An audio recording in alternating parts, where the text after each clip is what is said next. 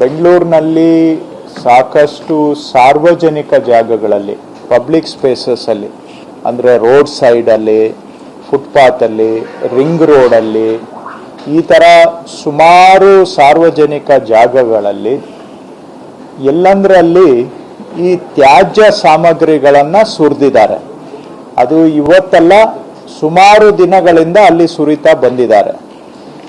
ಆ ತ್ಯಾಜ್ಯ ಸಾಮಗ್ರಿಗಳೆಲ್ಲ ಅಲ್ಲಿ ಸಂಗ್ರಹ ಆಗಿ ಅದ್ರ ಮೇಲೆ ಗಿಡ ಗಂಟೆ ಬೆಳ್ಕೊಂಡು ಅದು ಒಂಥರ ಕಾಡಿಗೂ ತಪ್ಪೋಗಿದೆ, ನಾಡಿಗೂ ತಪ್ಪೋಗಿದೆ, ಅನಾರೋಗ್ಯದ ಮೂಲ ಆಗೋಗಿದೆ. ಅಲ್ಲಿ ಹಾವು, ಸೊಳ್ಳೆ, ಇಲಿ ಇವುಗಳ ಎಲ್ಲವ ವಾಸಸ್ಥಾನ ಆಗಿದೆ. ಜೊತೆಗೆ ಅದನ್ನ ಯಾವಾಗ ಈ ರೀತಿಯಾಗಿ ಉಡ್ಡೆ ತ್ಯಾಜ್ಯ ಸಾಮಗ್ರಿಗಳು ಬಿದ್ದಿರುತ್ತೆ, ಹೋಗರು ಬರೋರು ಕೂಡ ಅಲ್ಲಿ ಕಸವನ್ನ ಎಸೆದು ಹೋಗ್ತಾರೆ. ಅದರಿಂದ ಸಮಸ್ಯೆ ಇನ್ನಷ್ಟು ಉಲ್ಬಣ ಆಗುತ್ತೆ. ಸೊ ಇವೆಲ್ಲ ಅನಾರೋಗ್ಯ ಅಷ್ಟೇ ಅಲ್ಲ, ವಾಸಕ್ಕೆ ಮತ್ತು ಆರೋಗ್ಯಕ್ಕೆ ಎರಡಕ್ಕೂ ಕೂಡ ಕಂಟಕ ಆಗುವಂತ ಪರಿಸ್ಥಿತಿ ನಿರ್ಮಾಣ ಆಗಿದೆ. ಇದರ ಜೊತೆಗೆ ನಗರದ ಸ್ವಲ್ಪ ಸೌಂದರ್ಯ ಕೆಡಲಿಕ್ಕೂ ಕೂಡ ಇವೆಲ್ಲ ಕಾರಣ ಆಗಿದೆ. ಸೊ ಈ ರೀತಿಯ ಸನ್ನಿವೇಶ ಸಾರ್ವಜನಿಕ ಜಾಗಗಳಲ್ಲೂ ಇದೆ, ಖಾಲಿ ನಿವೇಶನ ವೇಕೆಂಟ್ ಸೈಟ್ಗಳಲ್ಲೂ ಕೂಡ ಇದೆ. ಕೆಲವು ವೇಕೆಂಟ್ ಸೈಟ್ಗಳಲ್ಲೂ ಕೂಡ ಮಣ್ಣು ಉಡ್ಡೆಗಳು ಬಿದ್ದಿದ್ದಾವೆ, ಕಲ್ಲು, ಬೇರೆ ಬೇರೆ ತ್ಯಾಜ್ಯ ಸಾಮಗ್ರಿಗಳು ಬಿದ್ದಿದ್ದಾವೆ.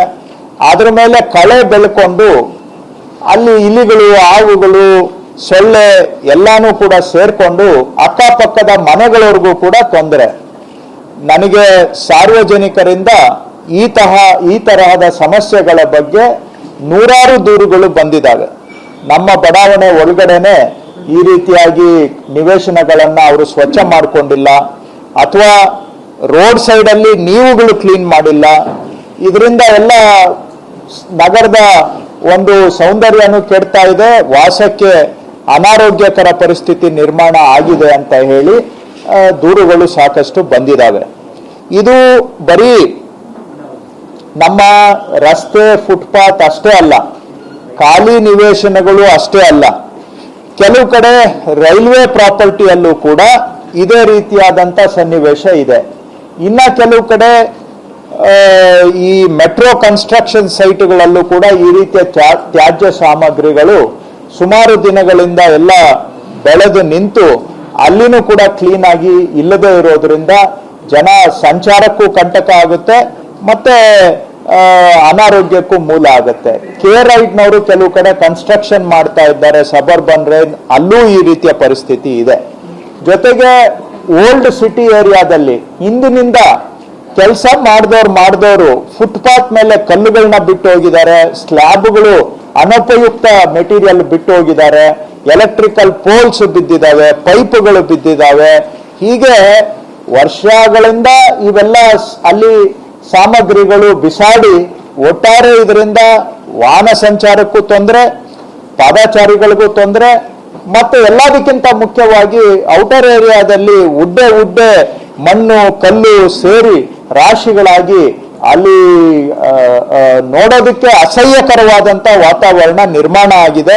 ಮತ್ತು ಇದರಿಂದ ನಾನು ಹೇಳ್ದಂಗೆ ಹಾವು, ಸೊಳ್ಳೆ, ಇಲಿ ಎಲ್ಲ ಸೇರ್ಕೊಂಡು ಒಟ್ಟಾರೆ ನಗರದ ಒಂದು ಜೀವನದ ಗುಣಮಟ್ಟಕ್ಕೆ ಇವೆಲ್ಲ ಒಂದು ರೀತಿ ತೊಂದರೆ ಆಗಿ ಪರಿಣಮಿಸಿದ್ದಾವೆ.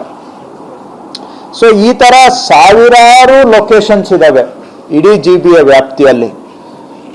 ನಾವು ಒಂದು ಸುಮ್ಮನೆ ಮೇಲ್ನೋಟಕ್ಕೆ ಗುರುತಿಸಿದಾಗ ಈ ರೈಲ್ವೆ ಪ್ರಾಪರ್ಟಿ, ಮೆಟ್ರೋ, ರೈಡ್ ಇವೆಲ್ಲ ಹೊರತುಪಡಿಸಿನೇ 1600 ಲೊಕೇಶನ್ ಈ ತರದ್ದು ಇದೆ ಅಂತ ನಾವೊಂದು ಅಂದಾಜು ಮಾಡಿದ್ದೇವೆ. ಸೊ ಅವರ ಅಂದಾಜ್ ಪ್ರಕಾರ 22,000 ಟನ್ ಅಷ್ಟು ವೇಸ್ಟ್ ಬಿದ್ದಿದೆ ಅಂತ ಹೇಳ್ತಾರೆ. ಬಹುಶಃ ನನ್ನ ಪ್ರಕಾರ ಲಕ್ಷಾಂತರ ಟನ್ ವೇಸ್ಟ್ ಬಿದ್ದಿದೆ ಇದು. ಯಾಕಂದ್ರೆ ನಾವು ಡೀಪ್ ಆಗಿ ಹೋದಾಗ್ಲೇ ಅದರ ಸಮಸ್ಯೆಯ ಆಳ ಅವೆಲ್ಲ ಗೊತ್ತಾಗ್ತಕ್ಕಂಥದ್ದು. ಸೊ ಇವುಗಳನ್ನೆಲ್ಲವನ್ನು ಕೂಡ ಒನ್ ಟೈಮ್ ಇದು ಲೆಗಸಿ ವೇಸ್ಟ್, ಇದು ಲೆಗಸಿ ವೇಸ್ಟ್ ಬಹಳ ವರ್ಷಗಳಿಂದ ಅಲ್ಲಿ ಸಂಗ್ರಹ ಆಗಿರ್ತಕ್ಕಂಥದ್ದು. ಇದನ್ನ ನಾವು ತೆಗಿಬೇಕು ಅಂತ ಈಗ ತೀರ್ಮಾನ ಮಾಡಿದ್ದೇವೆ. ಇದಕ್ಕೆ ಕಳೆದ 1 ತಿಂಗಳಿಂದ ನಮ್ಮ ಅಧಿಕಾರಿಗಳು ಇದನ್ನೆಲ್ಲ ಎಸ್ಟಿಮೇಟ್ ಮಾಡಿದ್ದಾರೆ. ಇದನ್ನ ಗುರುತಿಸಿ ಇವುಗಳನ್ನ ತೆಗೆಯುವಂತ ಕಾರ್ಯಾಚರಣೆಯನ್ನ ಆಗಸ್ಟ್ 1ನೇ ತಾರೀಕಿನಿಂದ ಆರಂಭ ಮಾಡಬೇಕು ಅಂತ ನಾವು ಯೋಜನೆ ಮಾಡಿಕೊಂಡಿದ್ದೇವೆ. ಆಗಸ್ಟ್ 1ನೇ ತಾರೀಕು ಮಾನ್ಯ ಮುಖ್ಯಮಂತ್ರಿಗಳು ಇದಕ್ಕೆ ಚಾಲನೆಯನ್ನ ಕೊಡ್ತಾರೆ. ಇದರಲ್ಲಿ ಇಡೀ ಆಗಸ್ಟ್ ತಿಂಗಳಾದ್ಯಂತ ಈ ತ್ಯಾಜ್ಯದಿಂದ ಸ್ವಾತಂತ್ರ್ಯ ಈ ಕಾರ್ಯಕ್ರಮವನ್ನ ನಾವು ಇಡೀ ಆಗಸ್ಟ್ ತಿಂಗಳಲ್ಲಿ ಹಮ್ಮಿಕೊಂಡಿದ್ದೇವೆ. Freedom from waste.